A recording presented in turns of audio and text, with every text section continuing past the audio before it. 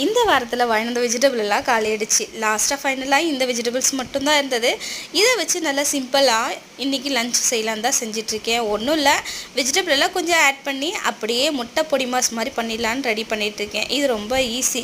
இதோட பார்த்திங்கன்னா empty sambar already உங்களோட ஷேர் பண்ணியிருக்கேன். இது வந்து ரொம்ப குயிக்காகவும் செஞ்சிடலாம். எங்கள் வீட்டில் எல்லாருக்குமே பிடிக்கும். அது செய்கிறதும் ரொம்ப சுலபம். வெஜிடபிள்ஸ் எல்லாம் நல்லா சாப் பண்ணி எடுத்துக்கிட்டு ஒரு கடையில் எண்ணெய், கடுகு, சீரகம் இதெல்லாம் சேர்த்துட்டு வெங்காயம், 2 பச்சை மிளகா, கருவேப்பிலை, வெஜிடபிள் அதில் ஆட் பண்ணிவிட்டு கொஞ்சம் உப்பு, மஞ்சள்தூள் மட்டும் சேர்த்து கொஞ்ச நேரம் அப்படியே வேக விட்டுட்டு அதுக்கப்புறம் கொஞ்சமாக red chilli powder, garam masala இது எல்லாத்தையும் நல்லா சேர்த்து கொஞ்ச நேரம் அப்படியே குக் பண்ண விட்டுடணும். அதோட பருப்பு வெந்த உடனே நல்லா மசிச்சு எடுத்து அதோட தாளிப்பு மட்டும் கொடுக்கணும். முட்டை வந்து 5 முட்டை எடுத்திருக்கேன். இப்போ வந்து பார்த்திங்கன்னா முட்டையை அதோட சேர்த்து ஸ்லோ ஃப்ளேமில் நல்லா வந்து உதிரியாக வர அளவுக்கு நல்லா பரட்டி விடணும்.